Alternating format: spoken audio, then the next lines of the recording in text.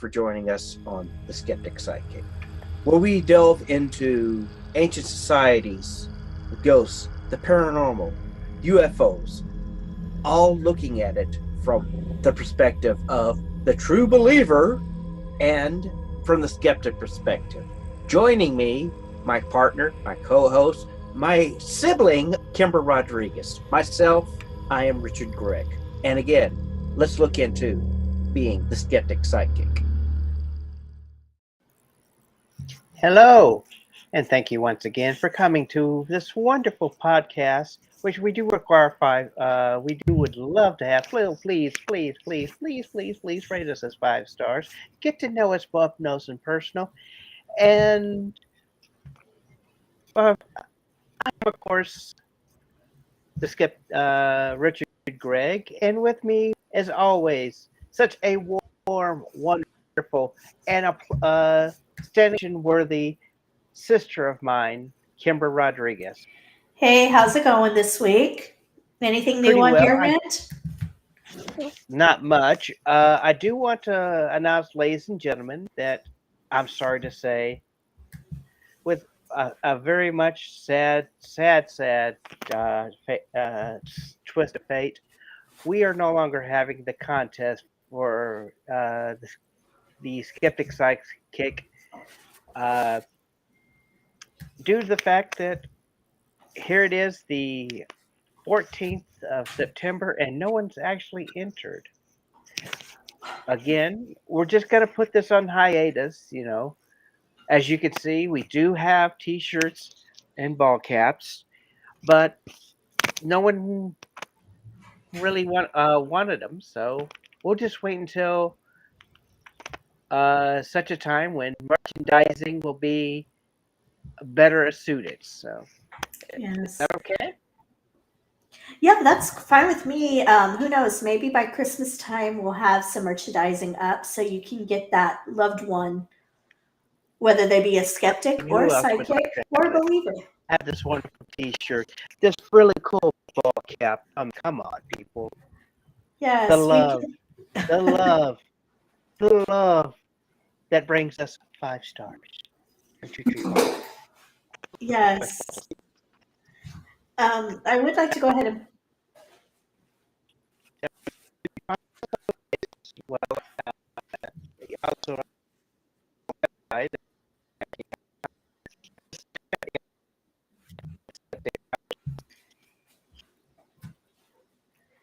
You are freezing up there, bro. Can you hear me?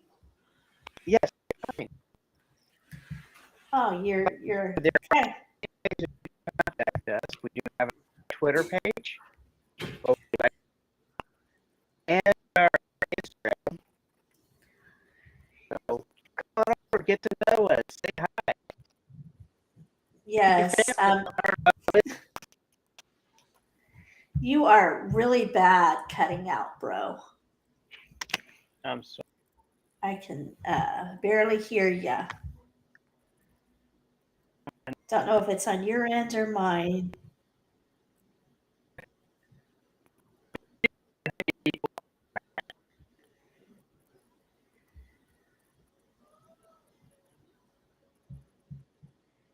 We lost you. Your connection.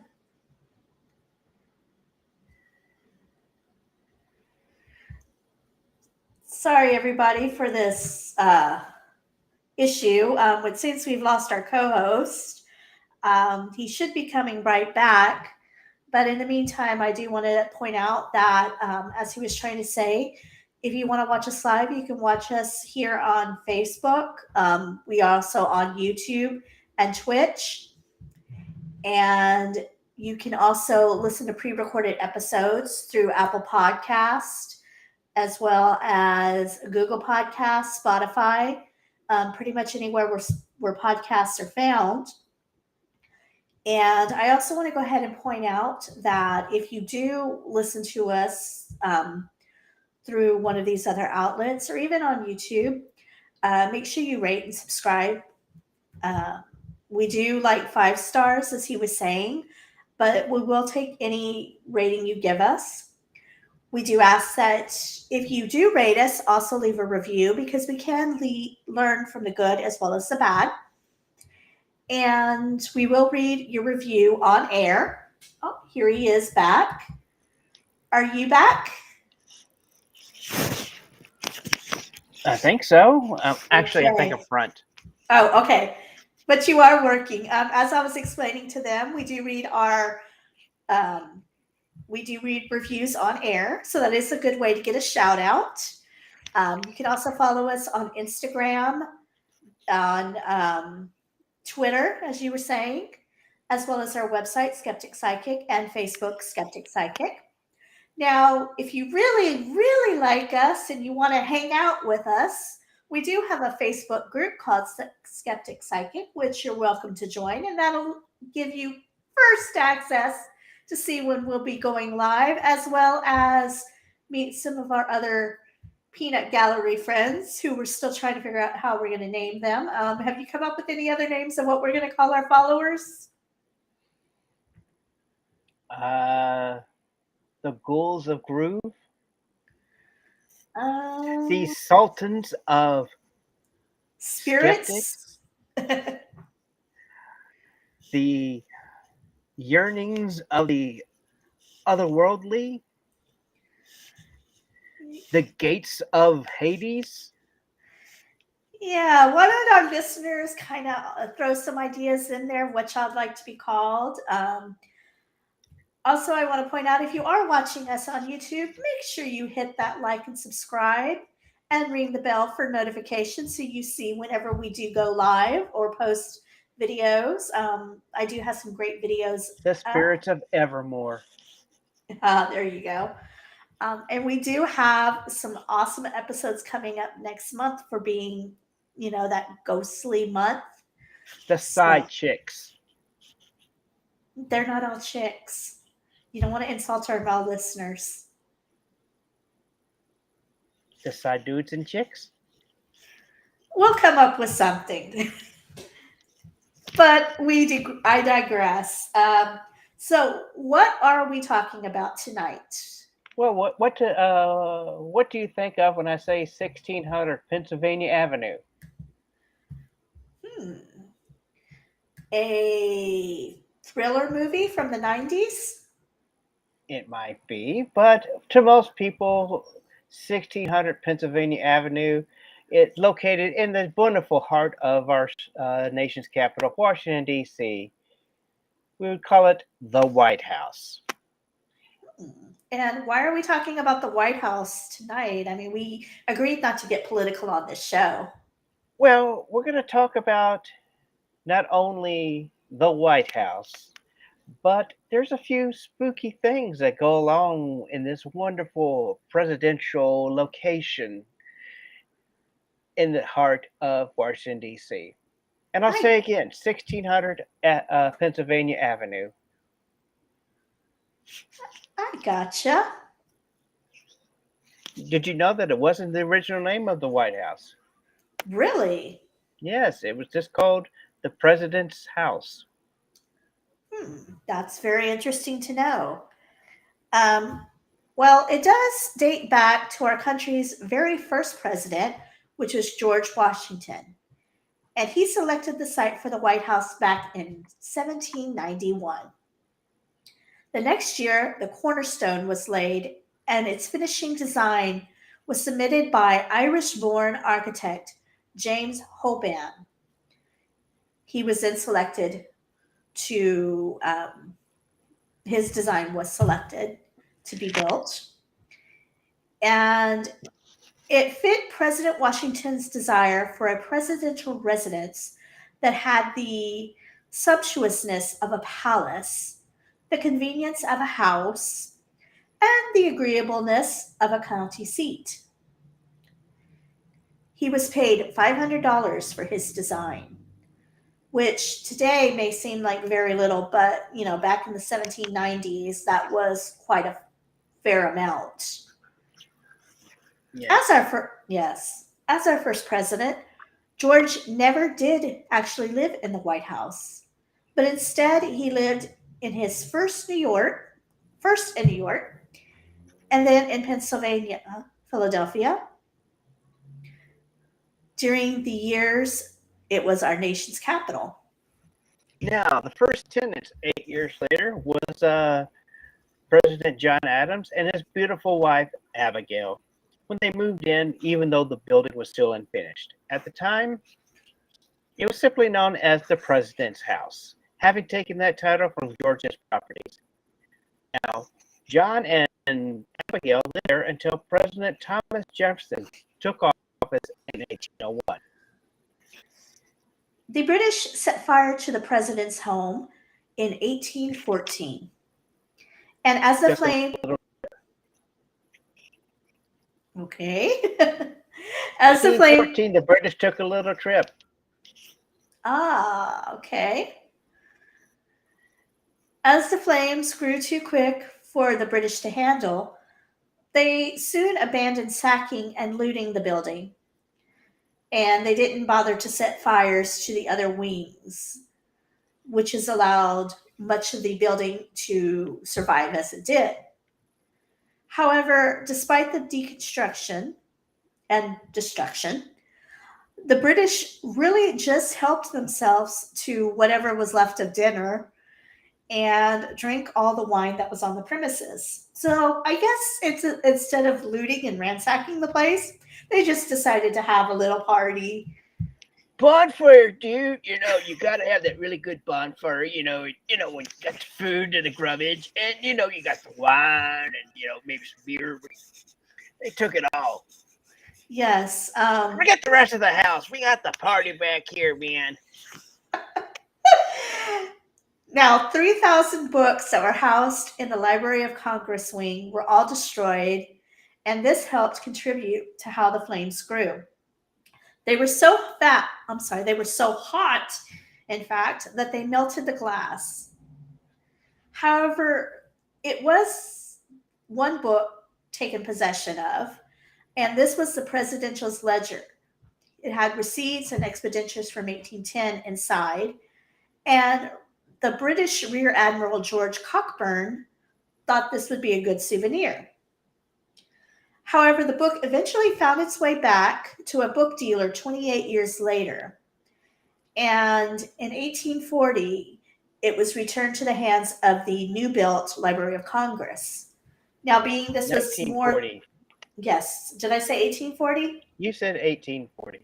I apologize. I mean 1940. And, meaning this is more than 100 years later, I'm assuming that it was the family and ancestors of this book dealer that actually returned it to its rightful place in history. Well, once again, they called upon James Hoban to rebuild the premises. It was a total loss as the stone walls were still standing, as well as one of the staircases, and had since been gutted and redesigned and added upon. But those original walls and cornerstones still stand today, over 2 centuries since they had first been laid. Of course, that isn't old by the standards as much as the world, but it's still a historical thrill for everyone. Yeah, considering how nowadays anything old is torn down and replaced for the new.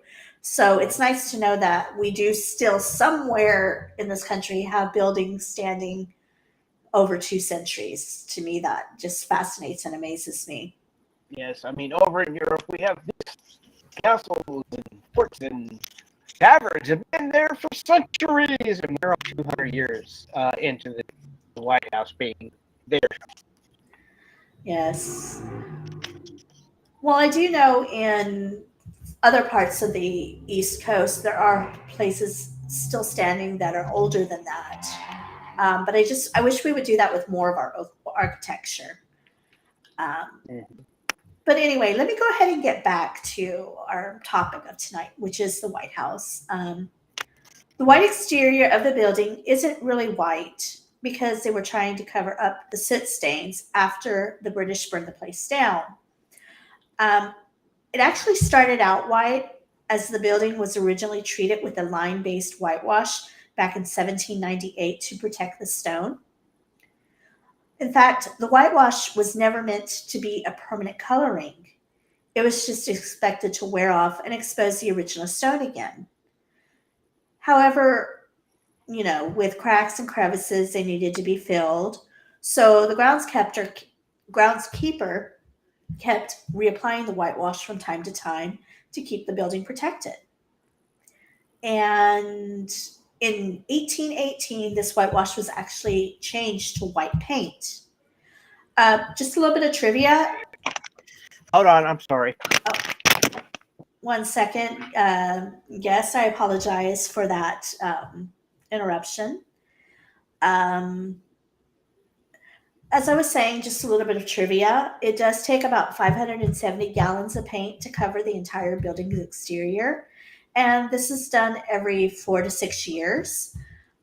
So you can imagine how much of our tax dollars is actually paying for that paint. But we can't wait to see what color they're going to paint it in the next 4 years, like what shade of white, if it'll stay the same. But if you do have any questions or comments while we're on air, you feel free to type in your comment either on Twitch or Facebook or YouTube, and we do read those on air. And hopefully my co-host will be returning with us in just a moment. Again, we apologize for the delay. So hopefully he'll come right back. In the meantime, again, hopefully maybe by Christmas we will have some Skeptic Psychic merchandise that you can purchase for your loved ones for Christmas, whether you're a skeptic, a psychic, or a believer. We hope to have that available. Don't know if you noticed, but Richard is wearing tonight his Skeptic Psychic ball cap, as well as his Skeptic Psychic t-shirt. Again, hopefully those will be available to purchase by Christmas. And hopefully he'll be right back.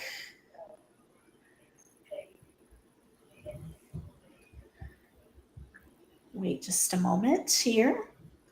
Again, if you have any questions or comments or concerns, anything you'd like to talk about, feel free to comment here live and we will read them on air. You can also email us at info@skepticpsychic.com if you'd like to share your stories or ideas for the show. And it looks like he is back. Welcome back. I'm sorry, family emergency. Oh, goodness. I hope everything's okay on your end. Everything's fine. So what did I miss? We are now up to you. All right. So, Sherwin-Williams actually purchased the Duran line paint back in 2004. So you can actually head to your local Sherwin-Williams retailer and ask them for the Duran Whisper White. That last paint job was in 2019, but if anyone's guessed what the newest shade of white will be when the 2025 paint job rolls around. Yes. Just to let y'all know, we are not affiliated with Sherwin-Williams. We're not even allowed to ask Sherwin-Williams. They are not sponsoring us, but we did want to point out that if you do want to paint your house the color of the White House, that is available. Yes. However, that is, off topic. So let me just jump back in here back in 1818, the building was still going by the name of the President's House, though everyone more commonly called it the White House as a nickname. It wasn't until our 26th president, Theodore Roosevelt, took office that he made the White House the official name, and that was in 1901. Now, just to let y'all know that as of 2022, we have had 46 presidents for the United States, with every one of them, except for Washington, living in the White House. Rooms have changed to suit the needs of and taste for the tenants who lived there. And it has been expanded upon to where it now has 132 rooms. 16 of these are guest rooms and 35 are bathrooms.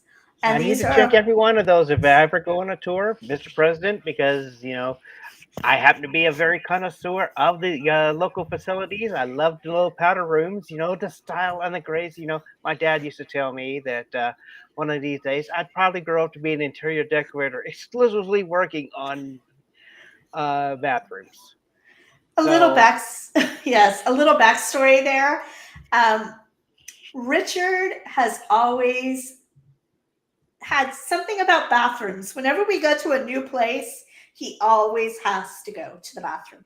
I got to Always. check all 35, though. Yes. So our dad used to tease him that he always had to go check out the bathrooms when we went to a new place. So when he would return, my dad would actually ask for a report on the bathroom. What did it look like? What did it have in there? Is it a nice bathroom to use? Is it a crummy bathroom to use? So Something yeah, if unique that stands out. So, if ever we take a tour of the White House, Rick will need to have a special tour of all 35 bathrooms. Special Mr. Pre- exclusive access. Mr. President, if you just happen to listen in, yeah, needs that special tour. But I digress. Along with these 16 bedrooms and 35 bathrooms, there are also 147 windows, which are all bulletproof and shatterproof, and they're never opened. Now, 412 doors are scattered throughout, as well as 28 fireplaces, 8 staircases, and 3 elevators. It's also, as of thanks to our 32nd president, Franklin Delano Roosevelt, is wheelchair accessible. They were not to be confused with Teddy, uh, because they are disrelated, as in they were fifth cousins. Franklin was stricken by polio in 1921 when he was 39 years old. A disease since though been eradicated, but now sadly becoming a concern once again in the United States as well as the rest of the world.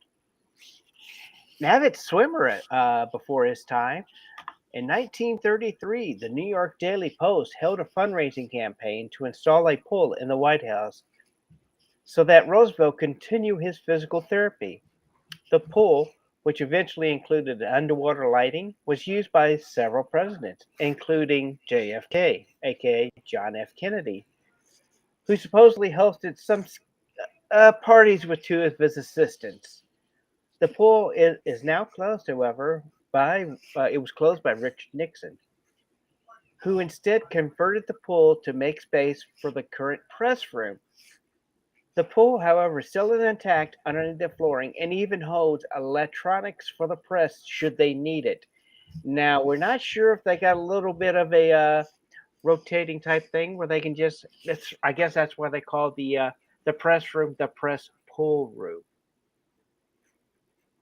That makes sense. Yes, Now, because in case they want to go swimming after they've talked to the press secretary, they can just roll it back and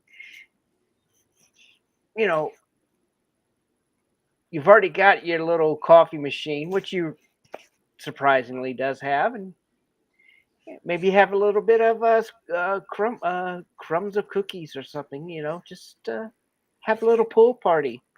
now that's a press party I'd like to attend. Yes, Now, I do want to point out, again, not being sponsored or affiliated with, but the Rotary has been working for years to eradicate polio from around the world. So if you are looking for a good cause to support, I highly recommend supporting the Rotary. I do have several friends in it, and they do some great works, not only with polio, but other things. Um, but I digress. Now, talking about that coffee machine you mentioned for the press, Tom Hanks apparently loves the White House and has visited himself several times. Back in the 90s, though, he noticed that the press gallery only had a very old and worn coffee machine. Therefore, he purchased a new machine every few years and sends one to update the press room. In 2017, he actually got a fancy espresso machine for the press room. So yeah, that coffee maker you were talking about, they can thank Tom Hanks for. Yep. I'm Tom Hanks, and I really do love my coffee. Sounded a little Now, more like Sling Blade there, but I get where you were going for Forrest Gump. that's what they call me, Tom Hanks. I like that coffee. Okay. Now, rumor has it that the White House has some secret passages. And guess what? It's a fact. The first set appears to be commissioned by Franklin Roosevelt, connecting the East and West Wing, and from the East Wing to the Treasury, as well as a bomb shelter. There is a hallway now that also connects the two wings above ground. Ronald Reagan, our 40th president, built access to a secret staircase within the Oval Office that leads to the basement in case of terrorist attack. There are, rumor has it, tunnels connecting the White House to the Vice President's house, to the Capitol, Camp David, and the Pentagon, but none of those have been confirmed. Now, I do want to point out that it is rumored. I heard stories from my grandfather growing up that when he was a Marine, he worked as a guard at the White House for a brief time. And part of his job was to escort the president to to these tunnels, and then wait for him to finish whatever he was doing and escort him back to the White House. Now, my grandfather was one of tall tales, so I don't know if this was one of his tales or if he actually did hold this position during World War II. Um, but if it is true, that's kind of an interesting connection we ourselves have to the White House, and sort of a proof of these rumored tunnels. Yes. Now, there have been 18 weddings since 1812 on the grounds. There's also been 10 people who have died in the walls. The first to die was our ninth president, William Henry Harrison, and he died in 1847 from pneumonia. 12th President Zachary Taylor also contracted an illness and died in his room. Both of these presidents only served a year before their deaths. We've also lost presidential family members, including First Ladies Letitia Tyler and Caroline Harrison, also Ellen Wilson. Frederick Dent, who was the father of First Lady Julia Grant, and also Willie Lincoln, who was the son of Abraham Lincoln. And we've also had Alicia Hunt Allen, who was a U.S. minister for the Kingdom of Hawaii before it joined the Union and became our 50th state. Now, Allen died in 1883. 1883. 1883. Did I say 19? Yeah, you said 19. No, I'm sorry. He died back in 1883 because he was the first U.S. minister. She. He. Alicia Hunt Allen was her name. And she was a U.S. minister from Hawaii. I think it's a guy. Okay. Well, either way, they died in 1883. And the final death in the White House was Secretary Charles G. Ross back in 1950. However, other than Willie Lincoln, none of these people are known to haunt the White House. But it is definitely haunted, as numerous presidents, their family, and visiting dignitaries have all witnessed a wide range of spooky sights in the building's vast expanses. In 1809, the office went to James Madison. James, who was out in the battlefields during the War of 1812, had told his wife Dolly to bundle up important papers and be ready to flee in a moment's notice. It was only quick thinking of the doorkeeper, Jean-Pierre Suzon, and a gardener, Thomas McGraw, that a lot of the valuables are on hand were taken to safety, including a canvas portrait of George Washington. They worked together, pulling the staff from where they could fill a wagon and sending it out of the city, just ahead of the British. Now, Dolly, on the other hand, only grabbed what silver was in her room and fled, not even taking their personal or state papers. I'm sorry to say, fans of Dolly Madison, even though she did write in her diary and letters to friends that it was she who cut Washington's portrait from the frame and carried it off to safety, it was merely a fabrication on her part. A little bit of clarification. It's Elijah Hunt Allen, and he was the son of Samuel Clemson Allen, who was U.S. representative. Okay, well, thank you for clarifying that for us. So it was a he. I apologize for that on my part. I should have looked better into that. But I do want to go ahead and say that um, Dolly Madison is well known for being the first lady who set an example that many of her successors would follow. Rather than simply being a background character, she filled her days with local charities and organizations, as well as updated the White House's decor to the grounds to reflect the importance of the presidency. Her social gatherings for dignitaries were highly coveted, lively, and well attended.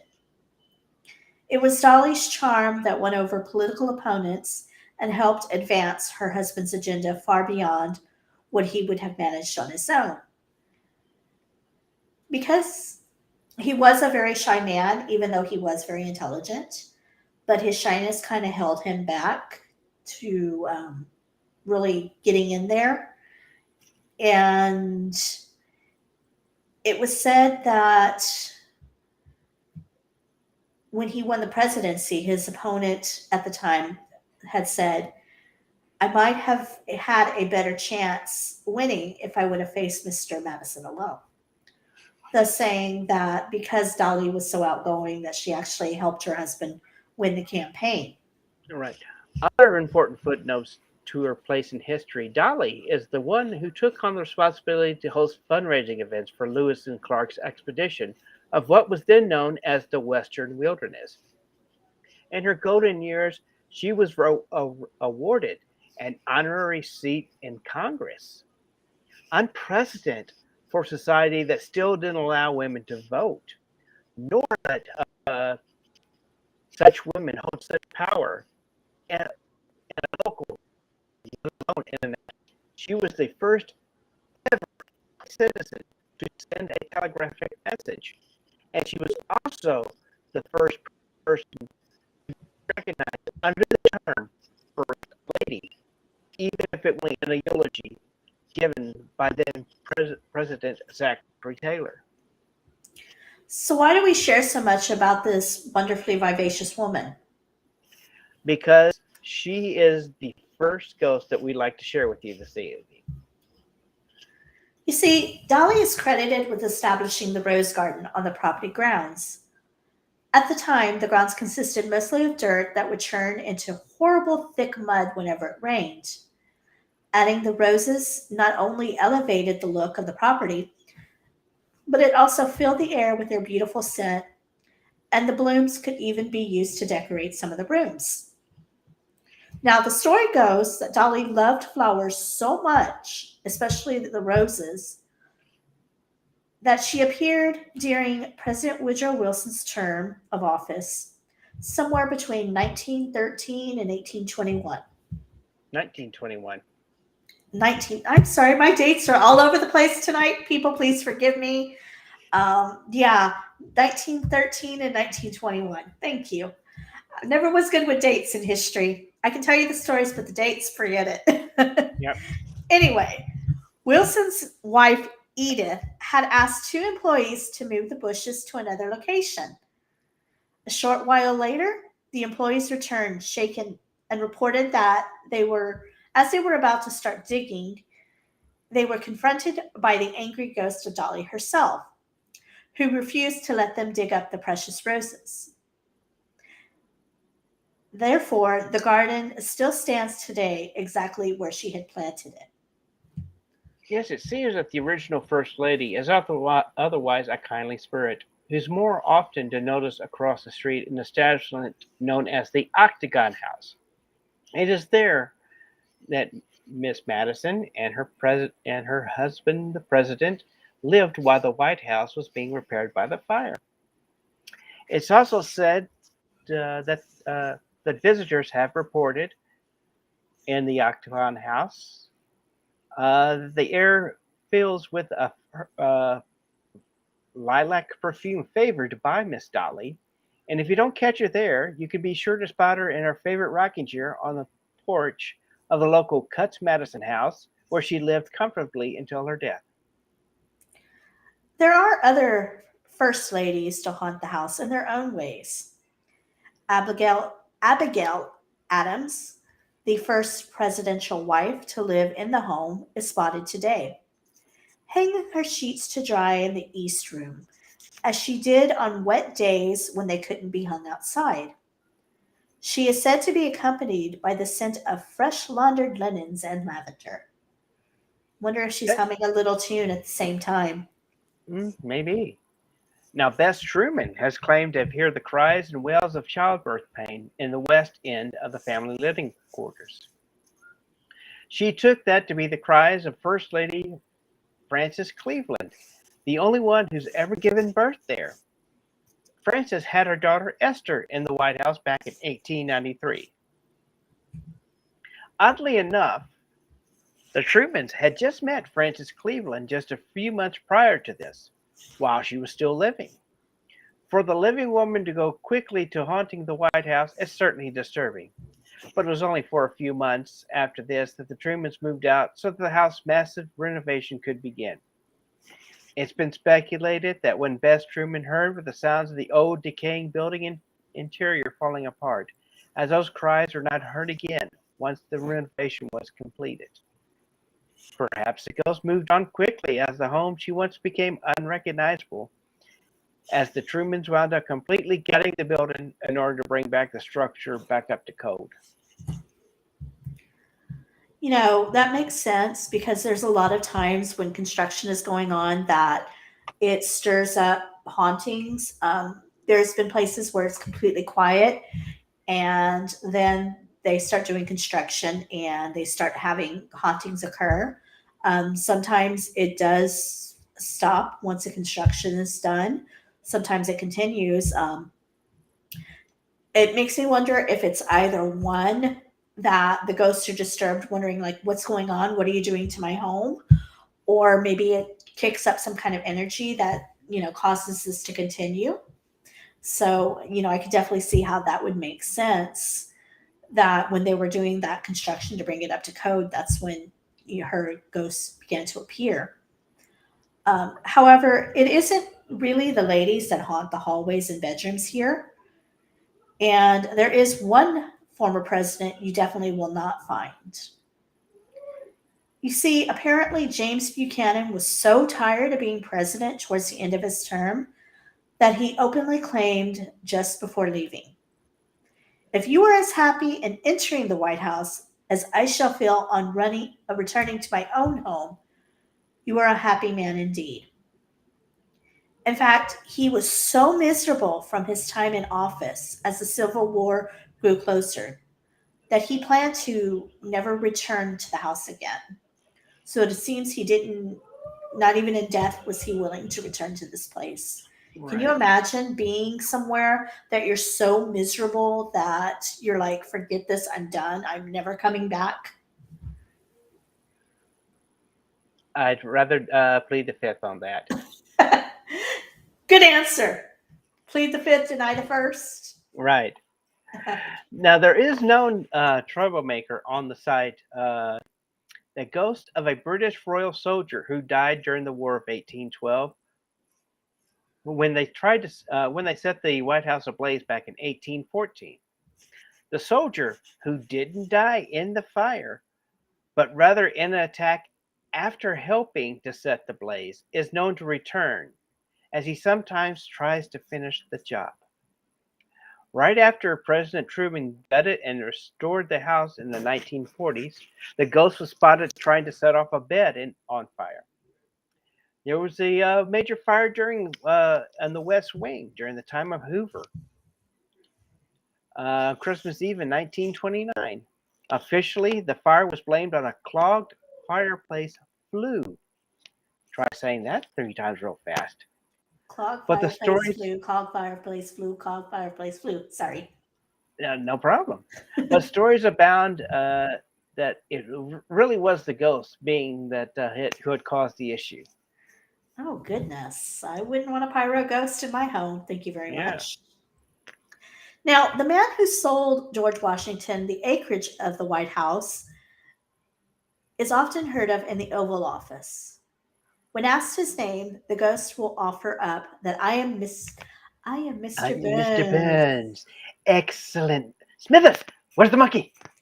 Given how obstinate David Burns was in refusal to sell his land to Washington, except for piece by piece and at a higher and higher prices, it's no wonder that the old Scotsman who continued to live in his cottage on the property's edge until his death still refuses to budge from the land that was once his. Yeah, that sounds like something Mr. Burns would do. Mm-hmm. Those in residence throughout the years and staff and visiting dignitaries all claim to hear knocks, whispers, and footsteps, doors opening and shutting throughout the years. None, however, are more prevalent than our 16th president, Abraham Lincoln. There are myriad different forms of ghostly encounters with Lincoln within the White House. Yes. Former President Ronald Reagan, of course, he is former now too, since he's passed. But when he was president, he noted that Lincoln's bedroom was the only room in the house that his dog Rex would not step into. Now, politically, he's the first dog Rex. Yes. Rex was known to pause at the door and growl and bark. Whenever Rex would go barking at the room at the end of the hall, President Reagan reported to remark, I bet he senses Abe in there. Nancy, call up Jean. Also, Roosevelt's dog, Fala, was known to bark at Lincoln's bedroom as well. And First Lady Eleanor always felt Fala was barking at Lincoln's president. FDR's personal assistant ran from the White House screaming in terror when he actually spotted the ghost of Lincoln. Now, visiting dignitary Queen Wilhelmina of the Netherlands was staying in the Lincoln Suite back in 1942 when she heard footsteps in the hall and a knock on her door. She answers the door to see the apparition of Lincoln in his frock coat and top hat standing there before promptly fading. Now, the most famous, perhaps of all, the Lincoln sightings was during the stay of Prime Minister of Britain, Winston Churchill. And it was a tale he relished sharing, which, knowing Churchill and his sense of humor, I'm sure he really got a kick of sharing this with people. Yes. Churchill was known for staying up late, and he had taken a long hot bath while drinking scotch and smoking his usual cigar. As he had the suite completely to himself, he didn't bother to put with a bathrobe when he left the bathroom and headed into the bedroom to get dressed. He was stunned when he walked in and spotted Lincoln leaning against the fireplace mantel. Churchill later reported that he stood there for a moment before removing his cigar,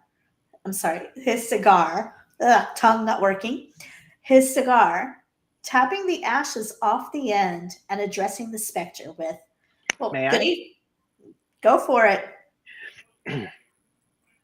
Good evening, Mr. President. You seem to have me at a disadvantage.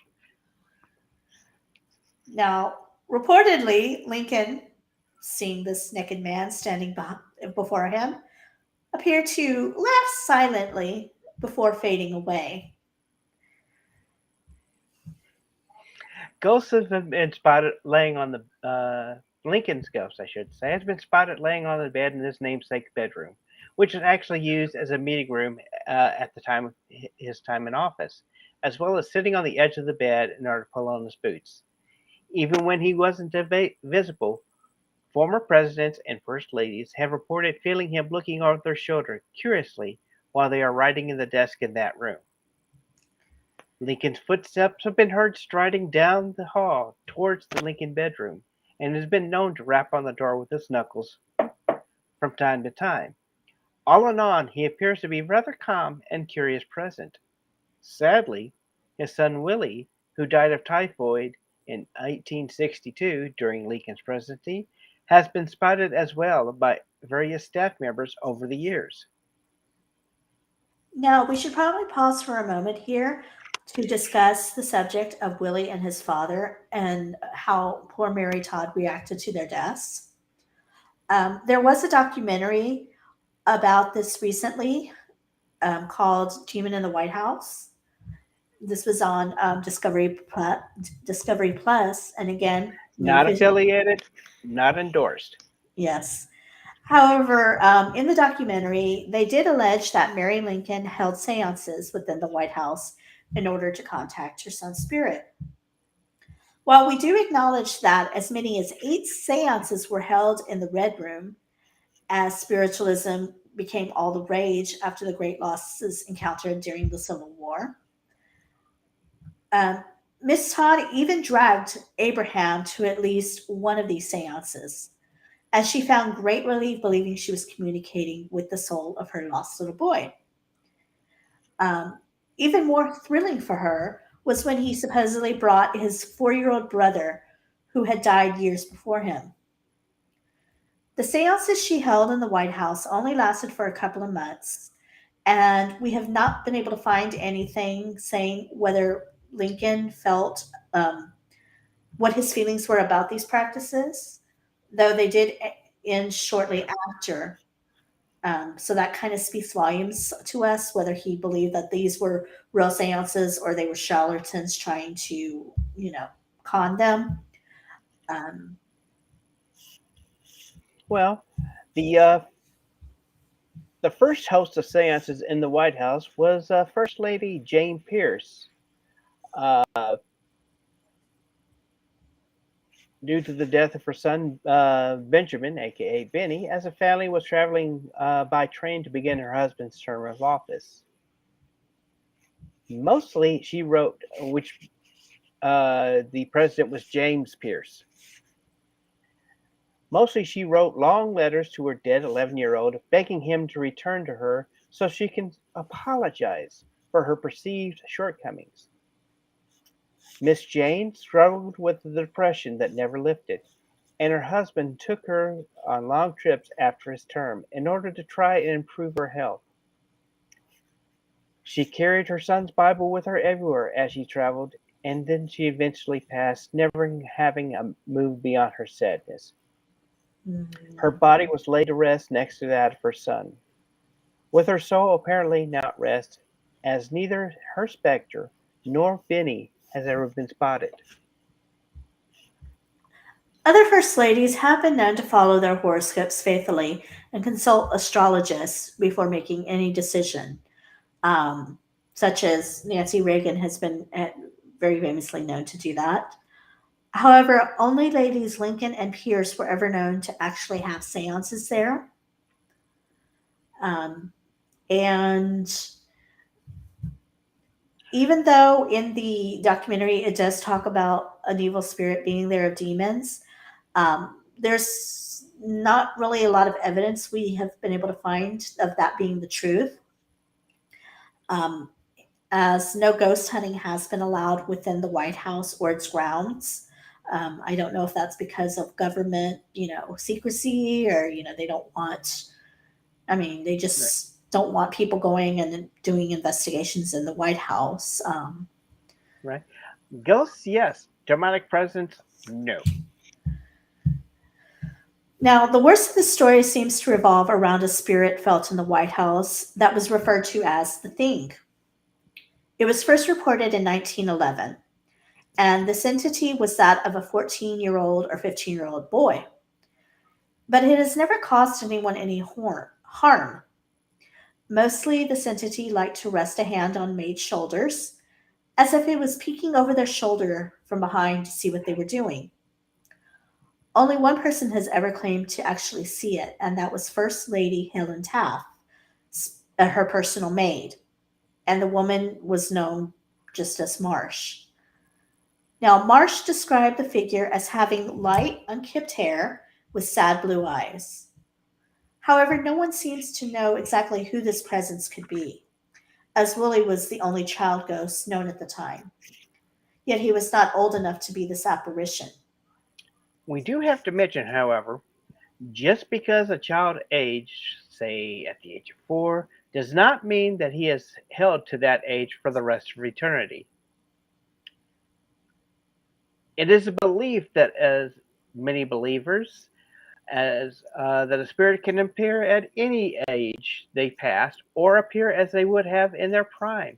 So, could this be Willie, or somehow the ghost of an older man who chosen to appear as himself in his youth? You know, to me, that makes sense because they say that across the veil in death, time really doesn't exist, or it doesn't exist the way we perceive it. And a quick reference to this: when my husband had his stroke and he was in a nursing home for a year, it was said to be haunted by a little girl. And no one could ever figure out where this little girl came from because from the time this place was built, it was a nursing home and it was on vacant land before that. My theory was that this was one of the elderly who had passed away. Maybe they had Alzheimer's and they were still stuck in that childlike mental state, or maybe they just preferred that age because it was a happier time in their life. So I can totally get this where it could be somebody else older who has passed away and just chosen to come back at a time when they were happier in their youth. What are your thoughts? My thoughts of that, as like I said, I don't believe that more or less that it could be,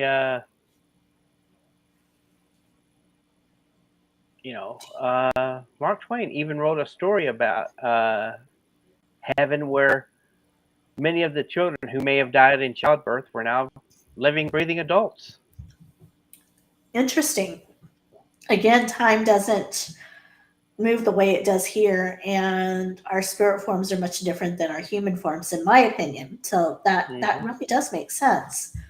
Um, but at the time that at that time, President Taft threatened to fire anyone for even mentioning the presence of this thing, as he was concerned with stories getting out.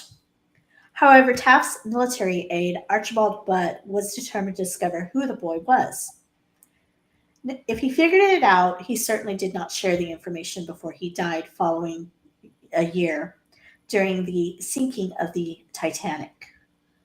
Nor was the thing reportedly seen since then. So, what happened in 1911 to bring it out of the woodworks, only to disappear shortly after? Perhaps we'll never know. My theory is maybe it could have been an omen of the sinking of the Titanic, but Maybe. who knows? We may do a episode of omens coming up here in the coming months, so keep your eyes out for that, people. Maybe we'll address this again. Maybe. Now, it's just not the ghosts of humanity that haunt this site. The Obamas reportedly shared a story with school children of how, for a few weeks, they felt nibbling on their toes at night, as if a puppy were playing with their feet while they tried to sleep. Washington, D.C. itself, uh, as well as it's also been reported in the White House about the host of a demon cat, whose origin goes back to as far as 1862. This cat is said to be extraordinarily huge and is often seen in the lower sections of various Capitol buildings. It's been shot at numerous times, and yet it shows up again and again. It's been claimed both as a gray tabby and as a solid black with the eyes that glow with all the hue and integrity of a fire engine's headlight. When seen uh, within the White House, again, this has been said as being an omen. It has been seen, been uh, spotted just before the stock market crashed in 1929, as well as the assassination of John F. Kennedy in 1963. The demon cat, who may have started off as a good tall tale or a fair warning, seemed to have gained popularity after President Calvin Coolidge's large tabby cat, Tiger, disappeared from the White House grounds. It had been spotted exploring the basements of other Capitol buildings. Tiger was eventually caught. He was in the Navy building and was probably returned back to his Pennsylvania Avenue digs. Given how many mice and rats that could be found in the lower levels of DC, it's no wonder that cats love to prowl down there. And any guard having taken one little sip too many to ward off the cold could certainly be forgiven for seeing a cat's shadows cast upon a wall and assumed it belonged to a monstrously sized feline. That makes sense. Yeah. Now, ghostly stories from the White House aren't all from early history either. George Bush Jr. served during 2001 and 2009, and during that time, his twin daughters both claimed to hear 1920s piano music emanating from their bedroom fireplace, even though no one in the facility was playing the piano. The piano was often accompanied by excited voices and laughter, as if someone were having quite a social gathering. Maybe this was an inaugural ball, maybe it was a Christmas party, who knows, but it was a big enough party to last through the decades, even past the deaths of those attended, I guess. Right. The ghost of Annie Surratt is still to be on site and often heard knocking on the front door, readily to plead once again for her mother, Mary Surratt's release. Now, Mary Surratt, her mother, was tried as an accomplice to the assassination of President Abraham Lincoln, convicted and hung as a traitor. How sad is that? An eternity begging for clemency on a woman who's been dead for 150 years. Mary Surratt was a government official's first female execution, and her ghost still haunts her old boarding house in D.C., which now lies in the heart of a local Chinatown neighborhood. She's not haunting the White House, but her uncanny wails and incoherent mutters, footsteps, sobs, and creaking floorboards have been terrifying occupants of the second floor of 604 H Street Northwest since her death back in 1865. Now, this is the one who, when John Wilkes Booth assassinated Lincoln, this is the home that he fled to, correct?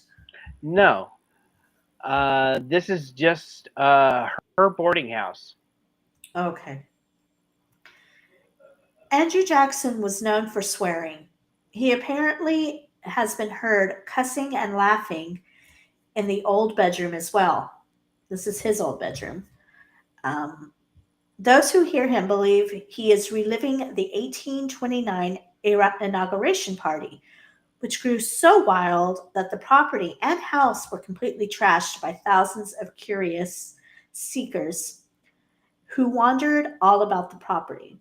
Again, another one of those parties that continued on through years and years past the deaths of those invited.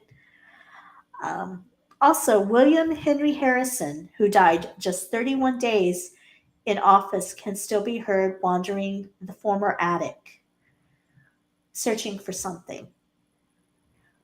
Perhaps the reason he can't find what he's looking for is that the White House has expanded over the years, and he is now actually haunting an extension of the presidential suite.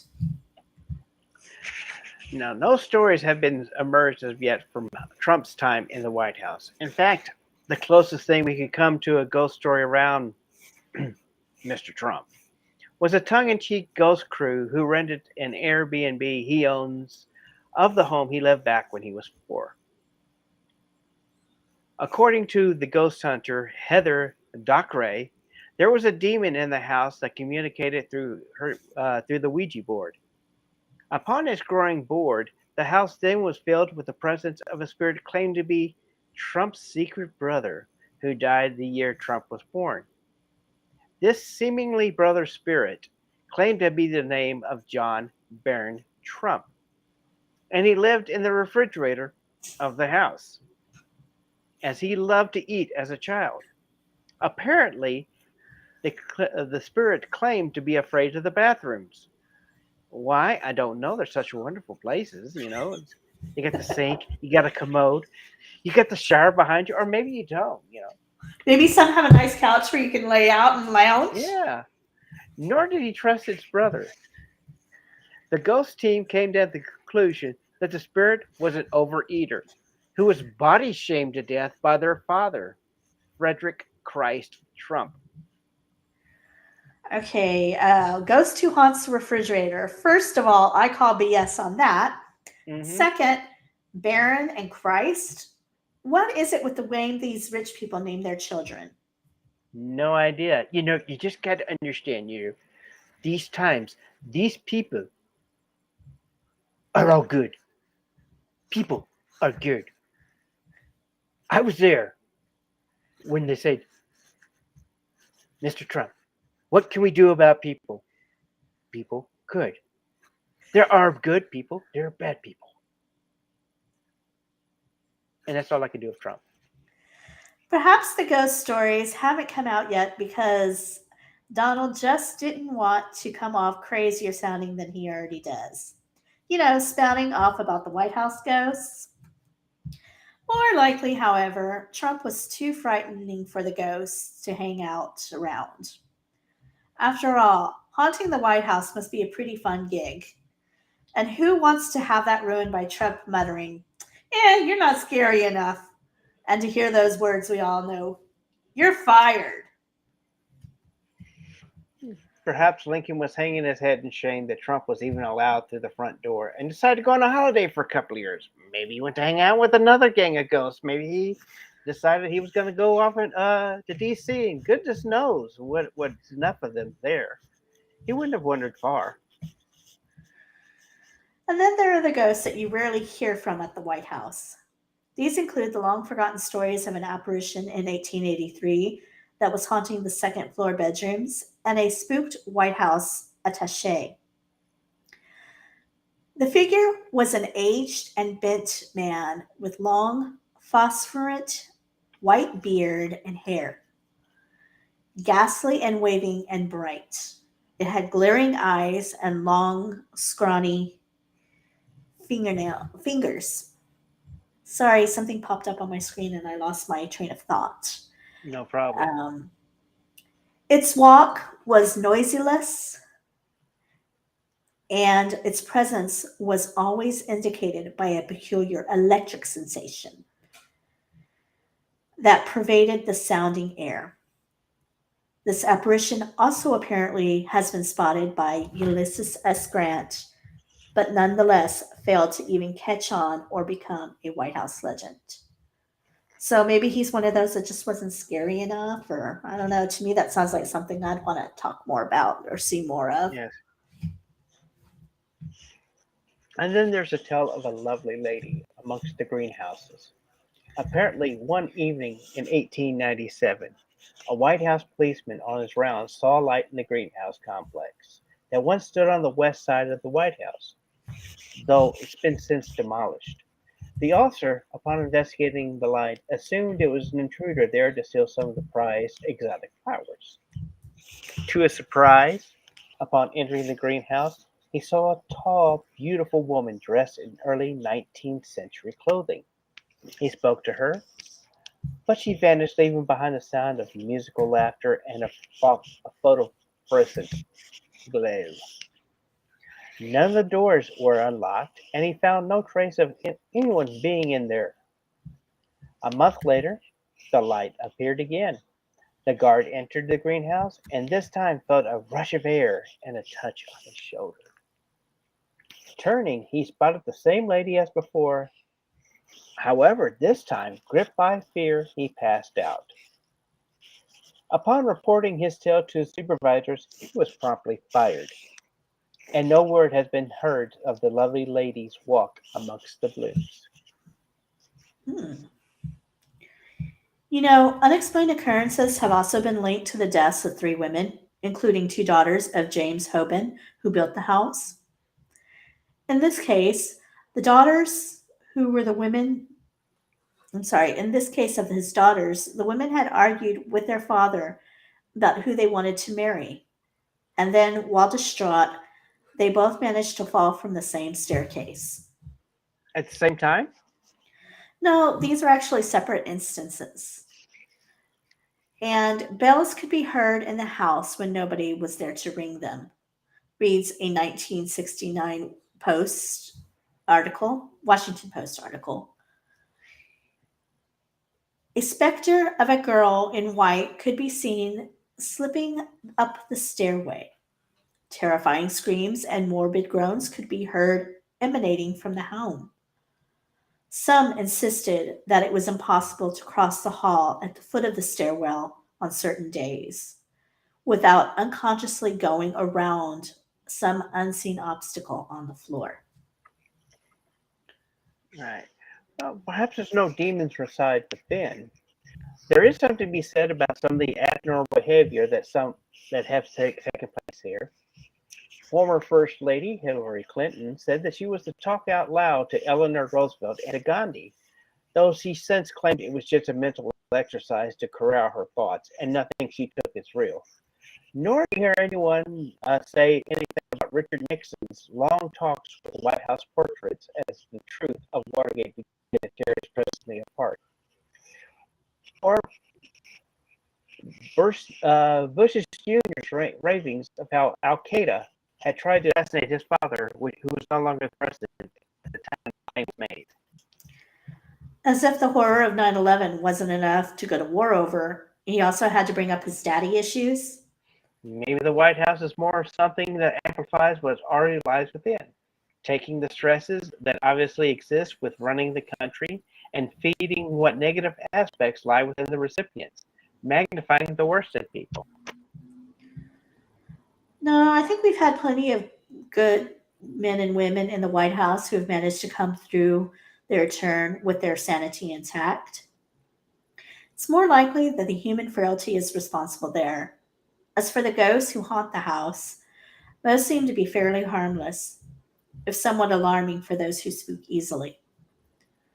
Still, is there really anything wrong with having been happy enough with a place or in love with their country so much that they want to stick around to keep an eye on things? Not in our books. Never it seems to be.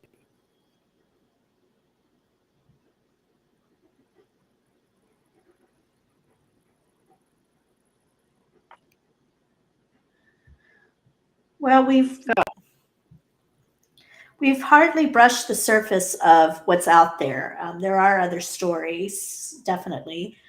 And again, we may talk about some omens that were occurring there in our next, in the coming episodes, not our next episode. There is a picture that I'll share in our group for those who are in our brain. join us on Facebook, Yes, in our Facebook group, there was a photo that Instagram, was taken. Yes, there was a Twitter. photo that was taken of the White House under construction during Nixon when he was paving over that pool that something appeared in that I'll share with our viewers. And what is our next episode about? Well, call him man, call him legend, call him shyster, call him whatever you want. Just don't call him late for dinner. We're going to be talking about the ever controversial man about town, the man that broke the news about Area 51. I'm talking about Bob Lazar, which we've got. It's he could be a hero, he could be a saint, he could be just one of the most fascinating or the most fraudulent people ever. Be a good discussion, and we're going to do that on the 22nd of this month, due to a wonderful day of celebration. We all go, woohoo, yippee, hooray! It's going to be a wonderful celebration of retaliation. We have to retaliate. Wonderful, 46-year-old man. Yes, the 23rd is my husband's 46th birthday. So I will be celebrating with him. Therefore, our next episode will actually take place on the 22nd at 6 p.m. Mountain Time, which will be 7 p.m. Central. If you're on the East Coast, it's going to be 8. If you're the Pacific, it's 5. Right. And if you're across the East world, Coast, the East Coast kids really like to make you feel all right, and those northern squirrels, with the way they store their nuts, they keep their burrows warm and tight. And if you are around the world in other parts, you'll need to check your local time zones to correlate. We do have some great things coming up in October, being the month of spookiness, and we'll have posted on that. And another person turns. Wait, hold on. Also on the 23rd is also a wonderful person's 54th birthday too. I'd just like to give a shout out to our wonderful, sweet, kind, considerate, and very even-keeled brother of ours, Jim. Yes. Happy early birthday, Jim. We will tell you a happy birthday again next week. Excuse me. But again, in October, we have a special episode on October 2nd. That will be my special episode. On a special episode, October 2nd. Yes, that'll be a wonderful, wonderful, beautiful, great day. We're going to re-collaborate with Ghosty Crew, are we not? Yes, we will be collaborating again with Ghostly Podcast. This will be for my birthday. That's my birthday gift to myself. And we will be talking about one of my favorite haunted locations, which is Cecil Hotel. And that'll kick off our October Spooktacular month. And Shocktober. Yes. So make sure that you follow us on YouTube, like and subscribe, and hit the bell so you know of the episodes when they come up. You can also follow us on Facebook or Twitch. And you can also follow us on Instagram as well as Twitter to find out more information about our podcast and when we go live. Right. And Twitch will you can actually follow us on when you follow us on Twitch, you don't like us. Yes. To know us. Yes. And if you do miss the live show, you can always catch us later. If you prefer listening to podcasts in your car, you can once again listen to us on Apple Podcasts or Spotify or Google, pretty much anywhere podcasts are found. Make sure you like us and review us. That's a great way to get a shout out on our show. And what kind of reviews do we like, Rick? 1, 2, 3, 4, 5, 1, 2, 3, 4, 1, 2, 3, 4, 5. 5 stars. Yes, we do like 5 stars, but we'll take anything that you give us. And make sure you do leave a review. We do reviews on air, whether it be on Facebook, Apple Podcast, wherever you review us. We will read that on air. So that is a good way for you to get a shout out. And you can also email. Shout it out loud. Sorry to the gods of Kiss. Yes. If you have any questions or ideas for our show, you can also email us at info@skepticpsychic.com. And anything else you need to add this week, Rick?